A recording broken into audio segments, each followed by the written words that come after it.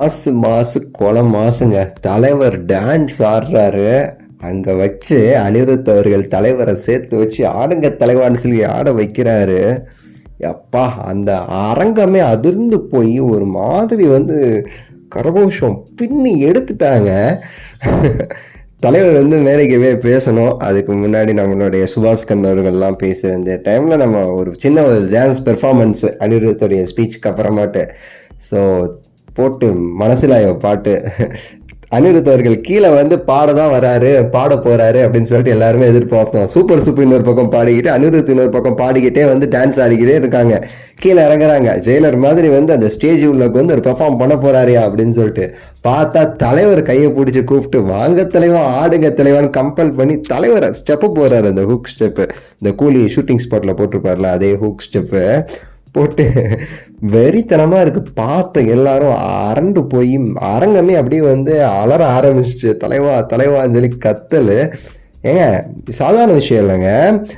ஒரு காக்கா தான் பாடின பாட்டுக்கு சும்மா போயிட்டு அங்கே போய் சோல்ற ஆட்டிட்டு ஆடுறதே பெரிய விஷயம் கூவிட்டு இருக்கானுங்க. 40-45 வயசு காக்கா போயிட்டு 50 வயசுன்னு நினைக்கிறேன். பாவம் அவரும் கிழவன் ஆயிட்டாரு.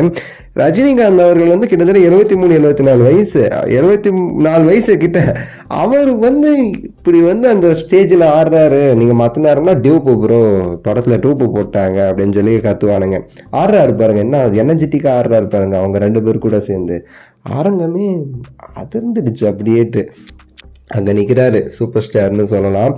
சன் டிவி எப்பயா டெலிகாஸ்ட் பண்ணுவேன், சீக்கிரம் பண்ணியா, தாங்க முடியலையா அந்த ஃபுல் வீடியோ பார்க்கறதுக்குன்னு சொல்லி எல்லாருக்குமே தோணுது. எனக்குமே தோணுது. இந்த வீடியோவே நிறைய பேர் திட்டிக்கிட்டு இருப்பாங்க, வீடியோ போடுவேன்னு தான் இப்படி ஏமாத்துறியடா அப்படின்னு சொல்லிட்டு.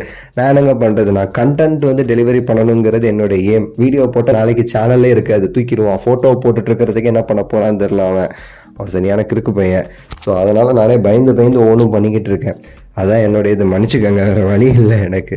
ஸோ பயங்கரம் மாஸ். இந்த படத்தை பற்றி ஒவ்வொருத்தங்க பேசினதும் பார்க்கும்போது, அந்த டீசரையும் பார்க்கும்போது ஒரு சம்பவம் இருக்குங்கிறது மட்டும் நமக்கு தோணுது. கண்டிப்பாக இருக்குது. ஸோ உங்களோட கருத்து இந்த வீடியோ குறித்து மறக்காமல் கமெண்ட்ஸில் சொல்லுங்கள். லைக் பண்ணுங்கள், ஷேர் பண்ணுங்கள், சப்ஸ்கிரைப் பண்ணுங்கள்.